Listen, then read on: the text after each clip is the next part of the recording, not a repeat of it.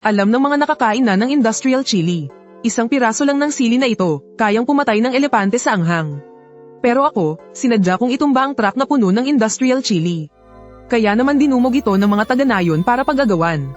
Iniuwi nila para gawing ulam. Dahil 9 na taon na ang nakalilipas, noong nagmamaneho ang tatay ko ng malaking truck at dumaan sa baryo Xiaohei. Sumabog ang gulong niya dahil sa pako at naaksidente siya. Agad na namatay ang tatay ko. Ang karga niyang mga baboy ay pinag-agawan at inubos ng mga kalapit na taga-nayon. Hindi ito aksidente, sinadyang ilagay ng mga taga-nayon ang pako. Ang layunin nila ay para tumaob ang truck, para magkaroon ng pagkakataong pagnakawan ng mga kargamento ng dumadaang truck. Gusto silang kasuhan ng nanay ko. Pero dahil sa kayabangan at kawalan ng pakikisama ng mga taga-nayon, wala kaming nakuha ni Katie Ting na ebidensya. Kaya ang kaso ay nauwi lang sa wala. Dahil dito, nabaon sa utang ang aming pamilya. Nabulag ang nanay ko sa kaiiyak. Pagkalipas ng 9 na taon, ako naman ang nagmamaneho ng malaking truck. At tumaob din sa parehong lugar, habang pinapanood ang mga taga-nayon na dumumog para pag-agawan ng karga. Bago ako mawalan ng malay, nag-aalala ko silang pinigilan. Pakiusap, huwag niyong galawin ang mga sili. Mapanganib yan, ang daming mapupulang sili. Sayang kung palalampasin. Bilis, maghakot na tayo. Hindi sila nakinig at pinag-agawan ang lahat hanggang maubos. Sabi pa nila, mukhang masarap daw ang sili. Iluluto raw nila mamayang gabi para matikman. Pero ang hindi nila alam, na ang mga ito ay industrial chili. Mapapahamak ang sinumang kumain yan. Kasi, 1 oras lang bago iyon. Habang minamaneho ko ang malaking truck, pagdaan ko sa isang highway toll gate, may isang lolong simple ang pananamit na lumapit. At kunwari walang mali siyang nagtanong, "Ineng, saan mo dadalhin yung karga mong sili?" "Sa Jinzhou." Casual kong sagot, habang nakangiti ng pagka-inosente. Walang sino man ang mag-aakala, hindi ito ang unang pagkikita namin ng matandang ito. 9 na taon na ang nakalipas, sinamahan ko ang nanay ko sa Xiaohei Village. Nakita ko siya noon nang kunin namin ang bangkay ng tatay ko. Zhao ang apelyido niya. Karamihan sa mga residente ng Xiaohei Village ay apelyidong Zhao. Kung hindi lang sana niya hinarang sa daan. At masamang loob na ginabayan ng tatay kong nagmamaneho ng malaking truck para dumaan sa kalsada ng baryo na tumatawid sa Xiaohei Village. Hindi sana na-aksidente ang tatay ko. Isa rin siya sa mga may kasalanan sa pagkamatay ng tatay ko.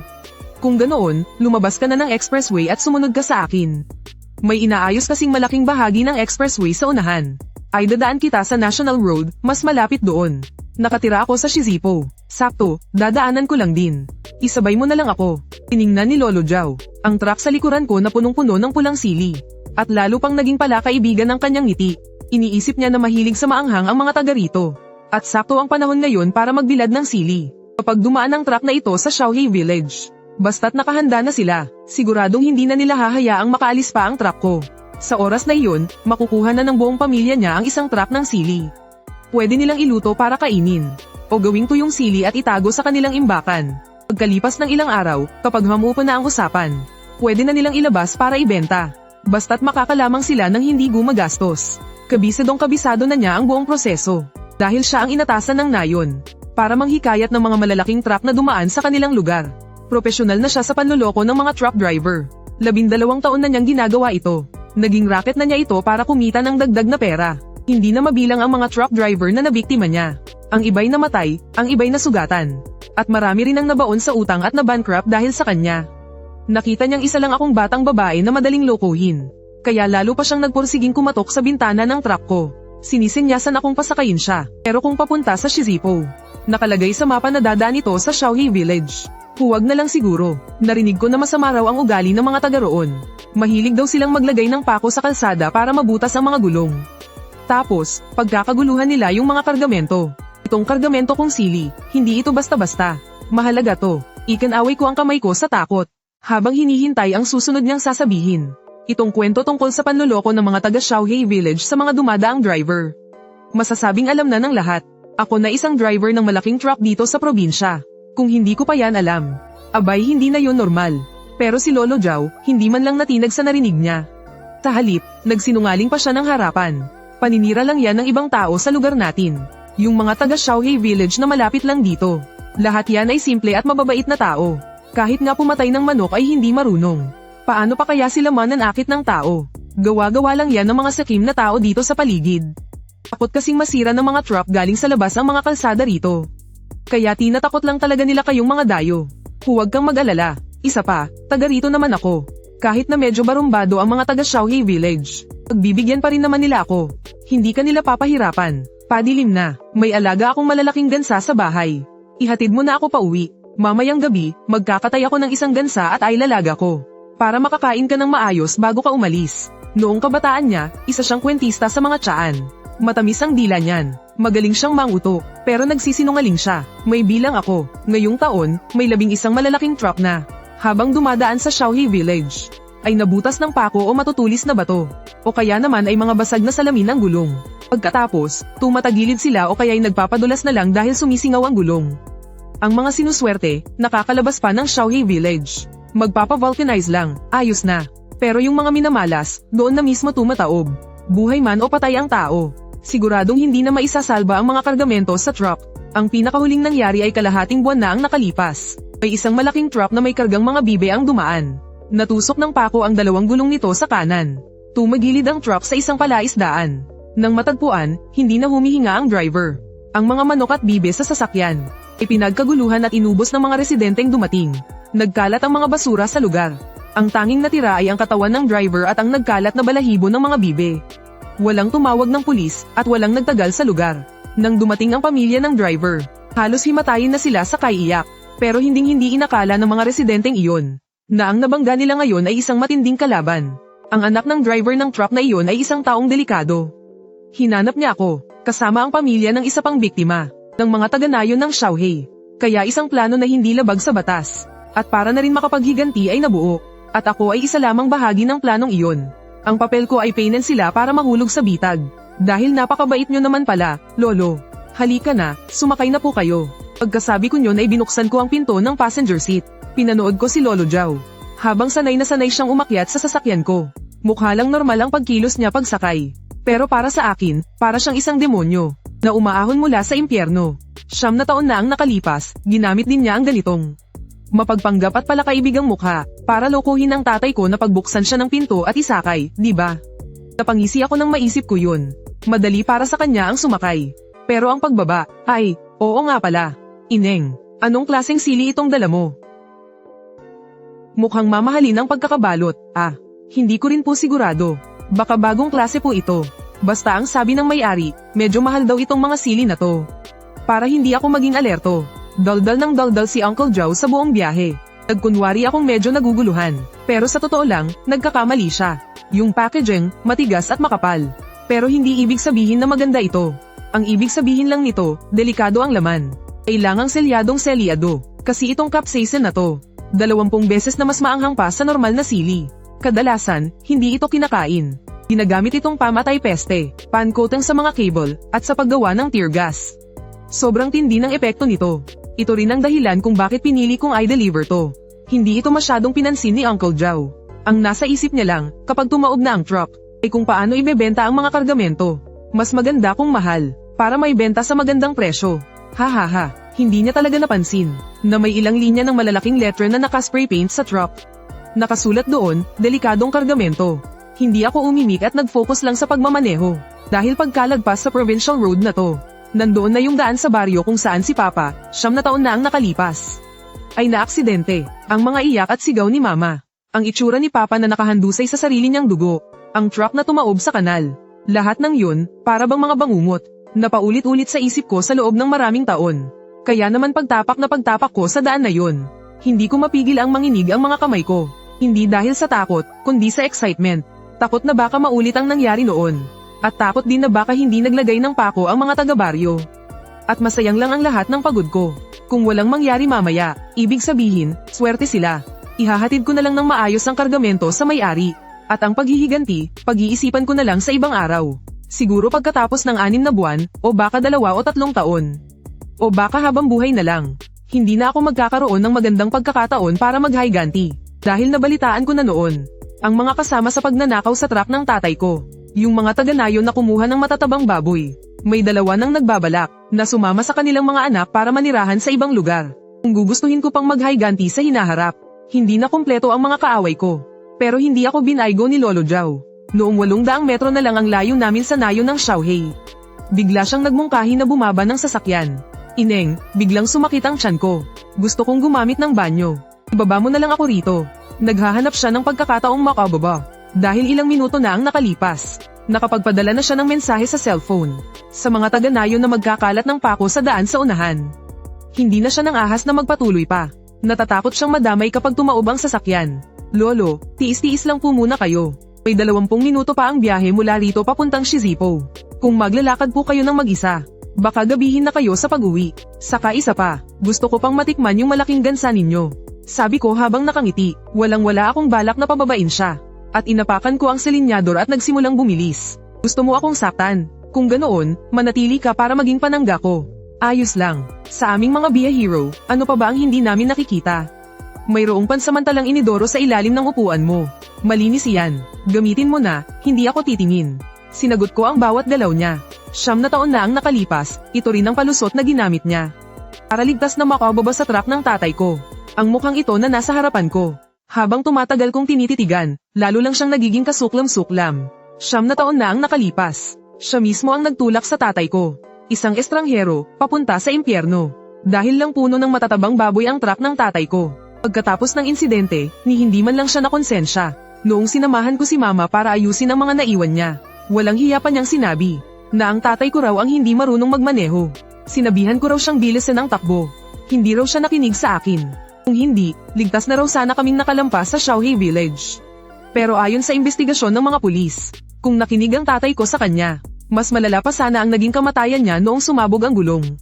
Yung tipong durog at pira-piraso na ang katawan. Ihinto mo na ang sasakyan. Pakiusap, parang awa mo na. Ituring mo na akong tito mo. Malapit na tayo sa pinangyarihan ng aksidente. Nanayo ang lahat ng balahibo niya sa takot. Sa mga nagdaang taon, kapag may tumataob na malaking truck, marami na siyang nakitang mga driver na naputulan ng kamay at paa. Hindi niya kailanman inakala na isang araw mangyayari rin pala ito sa kanya. Hindi ako umimik at lalo ko pang binilisan ang pagpapatakbo. Ayaw mong huminto, ha? Sige, hindi rin ako matatakot. Sabi niya habang may dinudukot sa loob ng bag niya.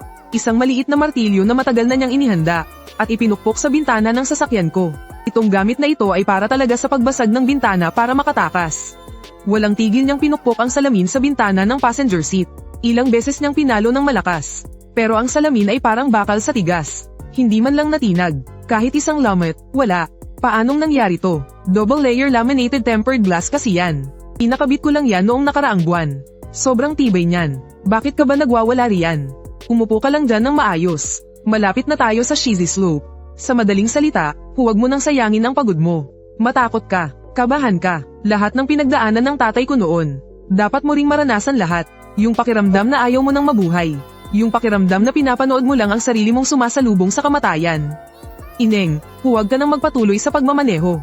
Nakikiusap ako sa'yo, parang awa mo na, hayaan mo akong mabuhay. Malapit na kaming makarating sa delikadong bahagi ng daan. Si Lolo Zhao ay pinagpapawisan sa sobrang kaba. Ano? Anong nilagay mo? Masyadong maingay ang mga harvester sa labas. Hindi kita marinig. Sabi ko sabay turo sa gilid ng kalsada. Sa 2 harvester na nagtatrabaho sa bukid. Napakalakas talaga ng ingay, kaya hindi ko marinig ng malinaw kung ano ang sinasabi ni Lolo Zhao. Normal lang naman, di ba? Namutla ang mukha ni Lolo Zhao sa takot. Hindi na siya nagkunwari, direkta siyang sumigaw sa tainga ko. Ang sabi ko, nakikiusap ako sa'yo. Itigil mo ang sasakyan, pakiusap.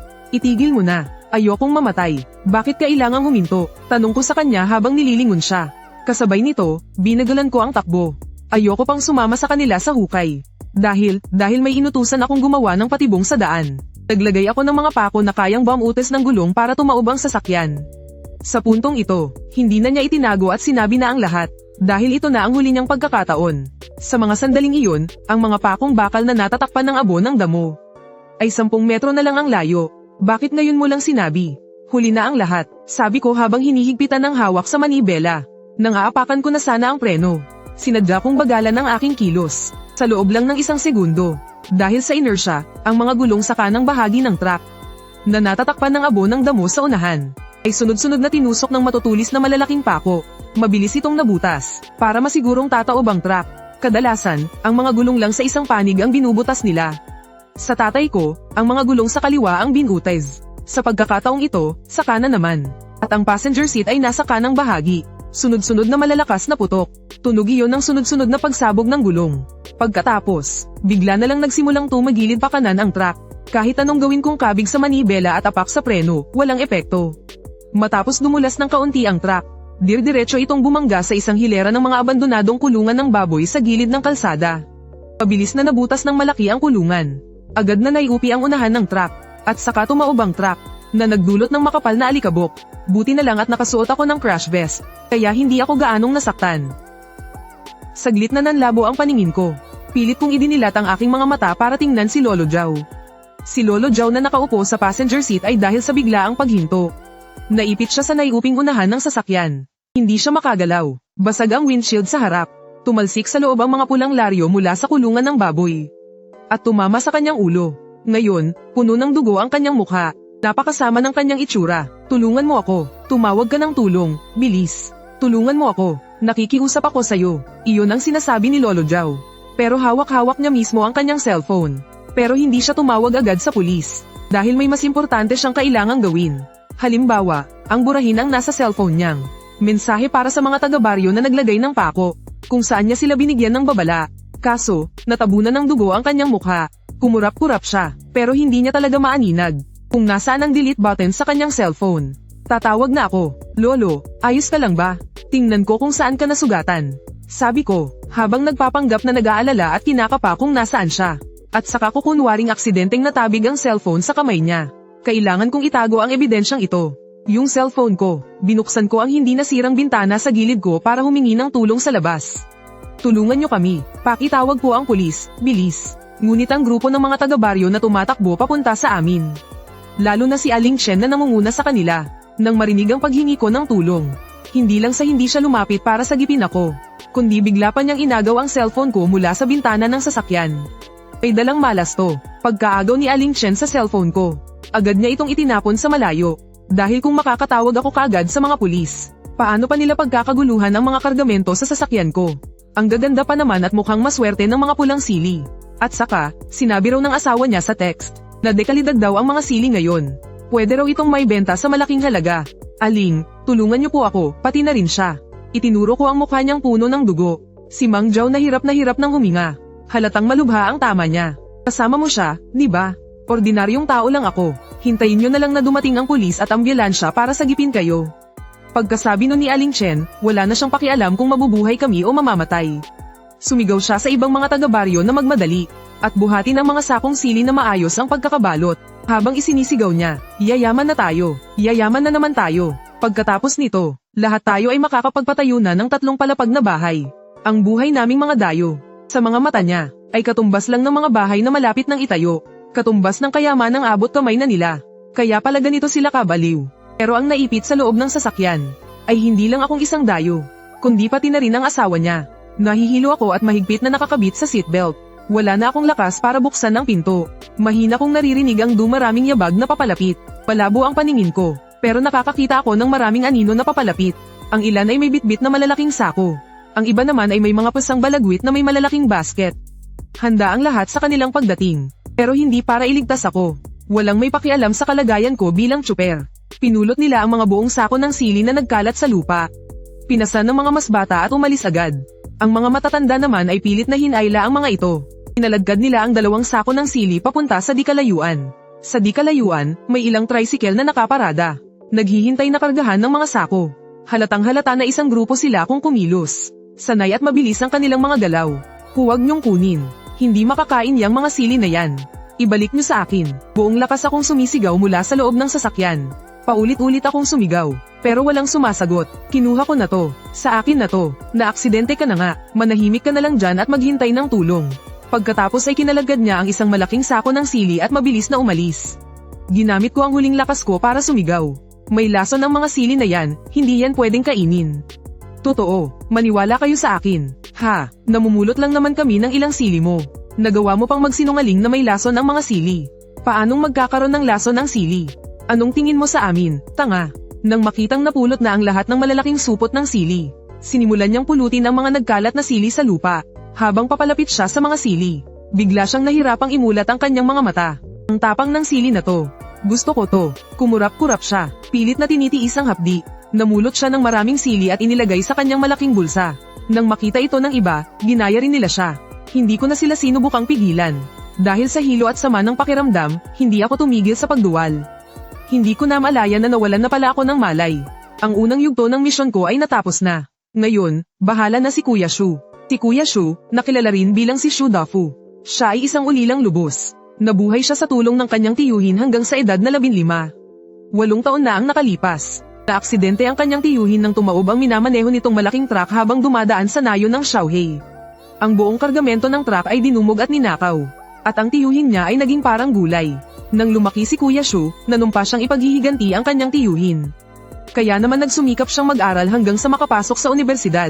At pagkatapos ay pumunta siya sa nayon ng Xiaohei. Naging vice-kapitan ng nayon ng Xiaohei. Itong nakalipas na 2 taon. Walang tigil siyang nagsikap na magpakabit ng mga ilaw sa poste para sa nayon ng Xiaohei. At pagkatapos ay naglagay siya ng mga CCTV sa mga poste ng ilaw. Dahil namomolekta siya ng ebidensya. Ang mga ebidensya ng krimen ng mga taga-nayon ay hindi makukuha ng mga taga-labas. Kaya naman pumasok siya mismo sa kanilang hanay. Pinanood ni Kuya Shu ang kuha sa camera. Ang mga taga-nayon na dagsa ang ninanakaw ang laman ng malaking truck. Isa-isa niyang inirecord ang kanilang mga karumal-dumal na mukha. Ginamit niya ang radyo para manawagan sa mga taga-nayon. Pakiusap sa mga taga-nayon na sumunod sa batas. Huwag dumugin at pagnakawan ang mga kargamento. Sa mga taga-nayon na nagnakaw ng kargamento, huwag ninyong kainin o ibenta ang mga ninakaw. Agad na isauli ang mga ninakaw na gamit sa may-ari. Mahigit 1 taon na niyang ginagawa ang ganitong paalala. Pero wala itong silbi. Hindi talaga siya pinakikinggan ng mga taga-nayon.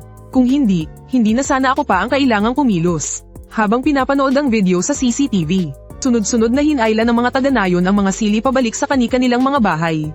Pagkatapos i-save ang ebidensyang ito, pumunta si Kuya Shu sa ref. Kumuha siya para sa sarili ng isang lata ng malamig na beer. Inilabas niya ang kalahating natirang roasted duck mula sa tanghalian. Kailangan muna niyang mabusog, dahil magiging abala siya ngayong gabi. Samantala, hila-hila ni Aling Chen ang isang malaking sako ng sili. Umuwi siya sa kanyang bahay habang humuhuni. Hoy, matanda, buksan mo ang pinto. Ngunit walang sumasagot. Doon niya lang naalala, noong pumunta siya para magnakaw ng sili kanina. Bakit hindi niya nakita ang kanyang asawa? Baka naman nakikain na naman kung kani-kaninong bahay. Hindi agad tinawagan ni Aling Chen ang telepono niya. Sa halip, masaya niyang kinuha ang isang malaking sako ng sili. At ibinuhos ito sa sahig ng sala na may saping oil paper para patuyuin. Dahil kapag nasira, hindi na ito mabibenta sa magandang presyo. Mahilig sa maanghang ang mga taga roon. Naisip niya na hindi pa siya nakakakita ng ganitong klaseng sili dati. Kaya noong nagluto siya ng nilagang karne ng gabing iyon, naglagay siya ng 2 para isabay sa pagluto. 5 minuto pa lang matapos niyang hiwain ang sili. Napansin niyang namumula at mahapdi ang kanyang mga kamay. Pero hindi niya ito pinansin. Tutal, naranasan na rin naman niyang maanghangan sa sili dati. Bumulong na lang siya. Ang anghang naman ng sili ngayon. Kontiyan ko na lang ang kain ng apo ko mamayang gabi. Para hindi siya mahirapan sa pagdumi bukas. Nang may hain na ang nilagang karne sa mesa, tiningnan ng kanyang anak ang kaldero. Nakita ang kumukulo-kulong nilaga. Agad siyang kumuha ng 2 bote ng malamig na beer. Nang sasalinin na sana niya ng beer si Lolo Jow. Sa kanya lang naalala na wala pa pala ang tatay niya. Ma, nasaan si tatay? Baka nakikain na naman kung saan. Kaya hindi na lang pinansin ng anak ni Aling Chen ang tungkol sa kanyang ama. Umupo siya at nagsimula ng samubo ng karne. Habang umiinom ng malamig na beer. Ang sarap sa pakiramdam ng pinagsamang anghang at lamig.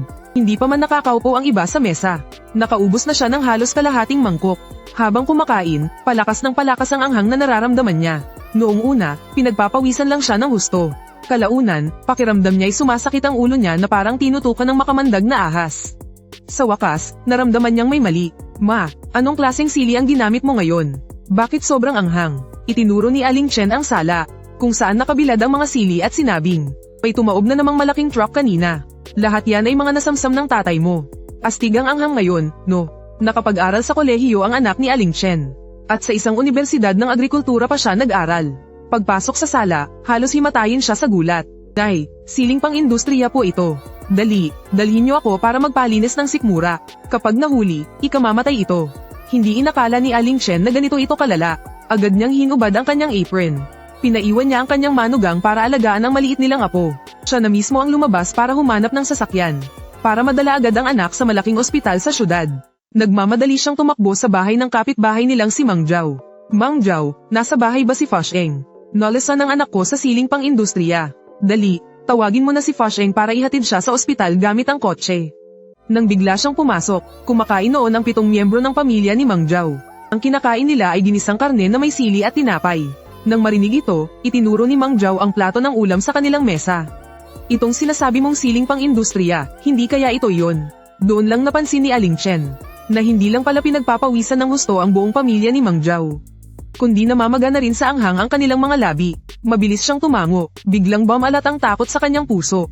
Oo, iyan nga ang sili. Patay, baka nakain na ng buong baryo ang siling pang-industriya. Tumawag na kayo sa 911. Matanda na si Mang Zhao, at mahina na ang kanyang gana kaya kaunti lang ang nakain. Kaya malinaw pa ang kanyang pag-iisip sa mga sandaling iyon. Agad niyang kinuha ang kanyang cellphone at tinawagan ng emergency hotline. Hello, 911 po ba ito?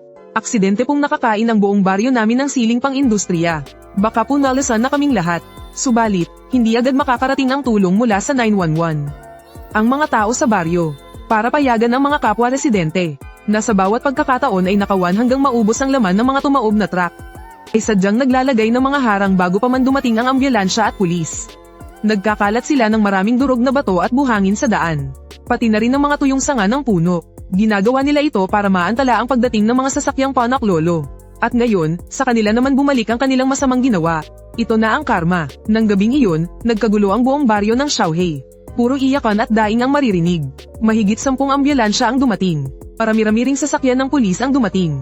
Nabulabog pati ang media. Kinaumagahan na ako nagising. Sabi ng doktor, hindi naman daw malubha ang mga tinamo ko. Maliit na bali lang daw sa kanang kamay at katamtamang pagkakaalog ng utak.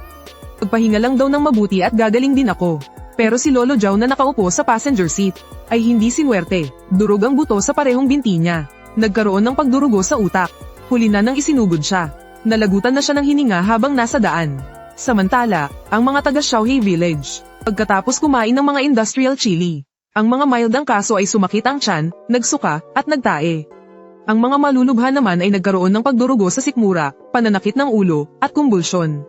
Nagkaroon pa nga ng mahigit 10 kaso ng shock, at mga kasong dinala sa ICU. 2 sa kanila ang hindi na naisalba kagabi. Patay na, sa isang nayon na may mahigit 200 tao. Ngayon mahigit 100 ang ginagamot sa ospital. At may 2 pang namatay. Maituturing itong isang napakalaking insidente ng food safety. Ngayon, sama-samang iniimbestigahan ng iba't ibang departamento ang insidenteng ito. Kaninang umaga, naamoy ng mga kaibigan nating taga-media ang malaking balita. Kaya naman nagdagsaan sila sa Xiaohe Village. Itinutok nila ang kanilang mga kamera sa mga biktima at opisyal ng nayon. Ang Xiaohe Village ngayon ay sobrang gulo.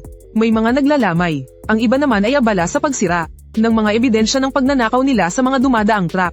Ibig sabihin, yung mga ninakaw nilang gamit, hindi lang yung industrial chili, pati na rin ang mga kahon-kaong alak na ninakaw nila noon.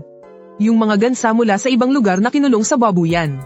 Ang napakaraming karneng baboy at lamang dagat na naka-freeze sa mga ref.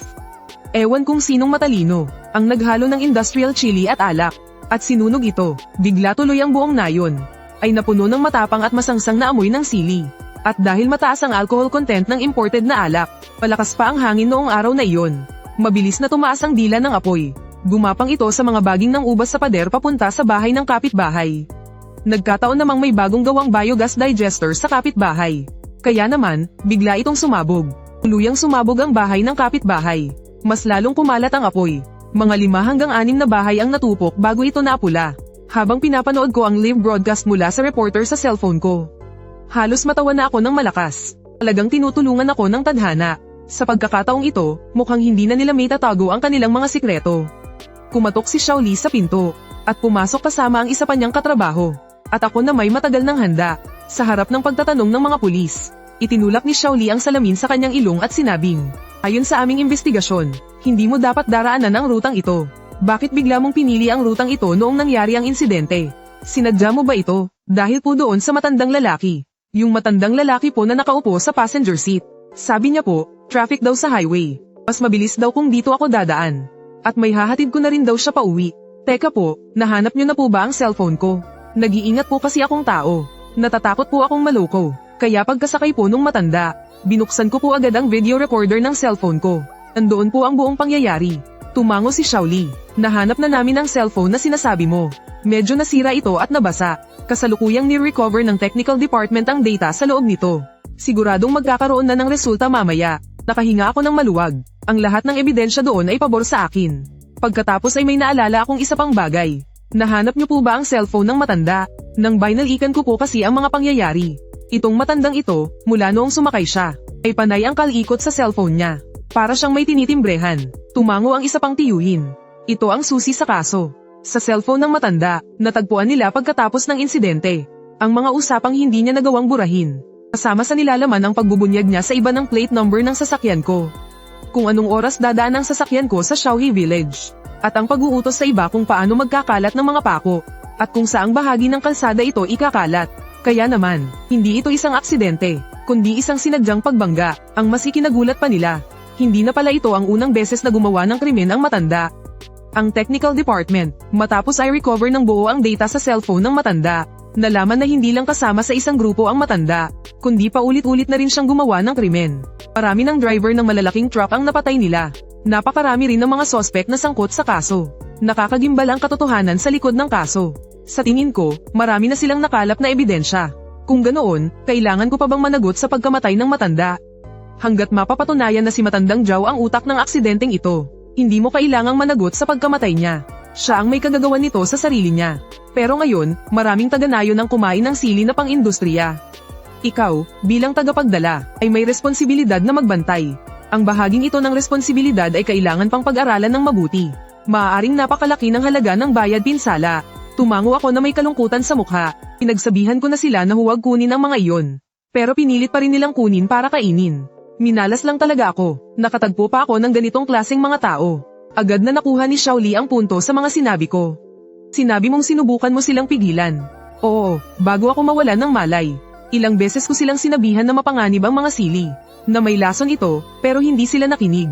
Naaalala ko na may mga CCTV sa paligid ng lugar kung saan nangyari ang insidente. Dapat mapatunayan nito ang sinasabi ko. Sabi ni Xiaoli, nakuha na raw kagabi ang CCTV footage. Pero walang audio ang CCTV. Kaya ang nakita lang ay ang pagkakaguluhan ng mga taga-nayon sa mga sili. Itinapon nila ang cellphone ko. Para pigilan akong tumawag ng pulis. Yung mga pulis na kumausap sa akin. Matapos hindi makakuha ng anumang makabuluhang impormasyon, ay umalis na lang na nakakunot ang noo. Nang maglaon, ang balita na nagkamalay na ako, ay nalaman ng mga taga-nayon na iyon. Tinisira nila ang pinto ng kwarto ko sa ospital. Tinatawag nila akong mamamatay tao. Gusto nilang pagbayaran ko ang buhay ng mga namatay. At bayaran ko raw ang lahat ng kanilang pinsala. Hindi ko sila pinansin. Sige lang, magmura sila. Habang lumalalim ang investigasyon sa kaso. Hindi na rin magtatagal at hindi na sila makakapagmura. Sinadyang pagpatay sa pamamagitan ng maraming aksidente sa sasakyan. Taon-taong pagnanakaw ng mga kargamento. Ang nayon na ito at ang mga residente nito. Sa pagkakataong ito, ay haharapin na ang parusa ng batas. Habang kumakalat ang isyu sa publiko, mas marami pang mga driver na biktima ng tumaob na truck. At ang mga pamilya ng mga biktima, ang lumantad. Inaakusahan nila ang Xiaohe Village sa pagwawalang bahala sa buhay ng tao. Para lang makapagnakaw ng kargamento, sadya silang naglalagay ng mga pako para tumaob ang mga truck. Pinagkakakitaan nila ang kamatayan ng iba. Dahil sa dami ng mga biktima, ang mga taga-nayon ng Xiaohe Village ay agad na sinampahan ng kasong kriminal. Matapos may sampa ang kaso, maraming taga-nayon ang nagtangkang tumakas mula sa Xiaohe Village sa kalagitnaan ng gabi. Pero nahuli silang lahat at isa-isang dinala sa istasyon ng pulis para tanungin at kunan ng salaysay. Sa loob lang ng ilang araw, lahat ng taga-nayon ng Xiaohe Village ay paunti-unti na dinala at ikinulong sa detention center. Maliban kay Kuya Shu, dahil tagalabas siya at hindi siya kailanman naging parte ng mga krimeng ito. Sa katunayan, sa tuwing may nangyayaring insidente, gamit ang kanyang camera, kinukuhanan niya ng video ang ebidensya ng kanilang krimen. Kabilang sa mga nagbigay impormasyon, sa ika-10 araw mula nang mangyari ang insidente. Noong akala ko na, wala na akong kinalaman sa kaso. Bumalik ang mga pulis sa bahay ko. Si Xiaoli pa rin ang kumuha ng salaysay ko. Sa pagkakataong ito, dinala ako sa interrogation room ng istasyon ng pulis. Sa ilalim ng madilim na ilaw, inilapag ni Xiaoli sa mesa ang isang litratong kuha ng surveillance camera. Kalahating buwan bago ang insidente, ay nakakita sa iyo kasama si Mr. Shu, at ang pamilya ng isa pang biktima na nagkita-kita. Hinala namin na ang insidenteng ito ay pinlano ninyong tatlo. Pakiusap, sagutin mo ng totoo. Una sa lahat, kilala mo ba si Mr. Shu? Hindi, kaibigan ko ang pamilya ng isa pang biktima. Noong nagkita kami, nagkataon lang na nandoon din itong si Mr. Shu. Nagsisinungaling ka, naimbestigahan na namin, na 9 na taon na ang nakalipas, ang tatay mo ay namatay rin sa isang car accident. Namatay siya sa Xiaohe Village. Hulaan ko, hindi aksidente ang pagtaob ng sasakyan mo. Paghihiganti ito, paghihiganti ninyong tatlo. Ang industrial chili ang nagsilbing kutsilyo ninyo. Murder ito. Seryoso ang mukha ni Xiaoli at malamig ang kanyang tingin. Sinusubukan niyang wasakin ang loob ko. Agad akong sumagot ng mahinahon. Sabi mo nga, hula lang yan, Officer Lee. Kung may ebidensya ka para patunayan ang sinasabi mo, Sa tingin ko, hindi na ako dapat nakaupo rito ngayon. Hindi ako nagpatinag, dahil matagal ko nang inaasahan ang eksenang ito. Dahil lahat ng krimen ay may naiiwan na bakas. Sigurado akong iimbestigahan nila akong muli, kung anong ekspresyon ang ipapakita ko, kung paano ako sisigot. Libo-libong beses ko na itong pinractice sa isip ko, para walang makitang butas. Pero ngayong nangyayari na talaga, medyo natatakot pa rin ako. Oo, sa ngayon, lahat ng ebidensya ay pabor sa iyo. Pinapatunayan ng lahat na may kinalaman si Lolo Jow sa kasong ito. Ang sarili niyang gawa-gawa ang nagpahamak sa kanya. Pero ang pinalitang salamin ng bintana ng kotse, ang protective vest na isinuot mo ng mas maaga, ang mga CCTV na biglang ikinabot sa nayon 6 na buwan na ang nakalipas. Ang sobrang daming nagkataon ay hindi na nagkataon lang. Pakiramdam niya, ito ay gawa naming mga naghihiganti. Isang planong pinagsama-sama, kung hindi lang ako nawalan ng pag-asa. Bakit naman ako haantong sa ganito? Sige, mag-imbestiga kayo, imbestigahan ninyo. Kung may makita man kayo, tatanggapin kong makulong. Kahit patayin ninyo ako o barilin, ayos lang. Ang alam ko lang, pagkatapos mamatay ng tatay ko, araw-araw na lang umiiyak ang nanay ko. Nabulag ang dalawang mata niya sa kaiiyak. Dahil doon, hindi ako makatulog gabi-gabi. Gabi-gabi akong walang tulog. Nagkaroon ako ng malubhang depresyon.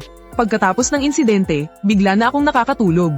Pagdating ng araw, sa kabilang buhay, may mukha na akong may haharap sa tatay ko. Trabaho ng hukom na hatulan ng mga kriminal. Hindi mo trabaho yan. Pagbabayaran mo ang mga ginawa mo. Si Xiao Li ay napakatapat at matuwid. Sa pananaw niya, ang puti ay puti, at ang itim ay itim. Hindi niya pinapalampas ang anumang mali. Mula sa kanyang pananaw, tama siya. Pero mula sa akin, wala akong ibang pagpipilian. Sa huli, bamantong hininga na lang siya. At umalis nang walang anumang sinabi. Pagkalipas ng 3 buwan, ang kasong ito na maraming sangkot, ay sa wakas natapos na. Sa unang paglilitis, idineklara akong inosente. Hindi ako pinanagot sa pagkamatay ni Lolo Jow o sa insidente ng pagkalason ng mga taga-nayon. Sa halip, ang mga taga-nayon, dahil matibay ang ebidensya laban sa kanila, ay hinatulan ng tig-5 taon. Parusang aabot hanggang sa 15 taon. Hindi matanggap ng mga taga-nayon. Hiniling nila sa mas mataas na korte na litaisang muli ang kaso. Sa pangalawang paglilitis, napakaraming biktima ng mga tumaob na truck ang humarap bilang mga testigo para magpatotoo. Pinatunayan nilang kasalanan ng mga taga-nayon ang sinapit nila. Pinatunayan nilang kami ni Kuya Shu at ng iba pa ay walang kasalanan. Sa huli, kami ni Kuya Shu, dahil sa tungkol naman sa mga taga-nayon, bilang isang kaso na may malaking epekto. Pinagtibay ang naunang hatol sa kanila. Makukulong mula 5 hanggang 15 taon. At ang Xiaohe Village na tuluyang nalinis, ay hindi na isang pugad ng kasamaan. Mula ngayon, anumang malaking truck, ay maaari nang dumaan dito nang walang pangamba. Pagkatapos ng kaso, dahil sa kahihiyan, karamihan sa mga residente sa paligid, ang iba ay nakulong. Ang iba na may nagsilipatan na. Ngayon, ang mga bahay sa Xiaohe Village, ay pawang mga abandonado na. Maging ang pabrika ng pataba na malapit ng simulan, ay naghanap na ng ibang lokasyon. Ang lugar na ito ay tuluyan ng nasira. Wala ng pag-asa, wala ng kinabukasan. Ang kasamaan ng Xiaohe Village at ang lahat, ay malilimutan din sa paglipas ng panahon. Ngunit ang hustisya ay nasa puso ng mga tao. Nang matapos ang kaso, nagbitiw si Kuya Shu sa kanyang tungkulin sa Xiaohe Village. At naging isang driver ng malaking truck. Ako naman ay bumalik na sa mapayapang pamumuhay.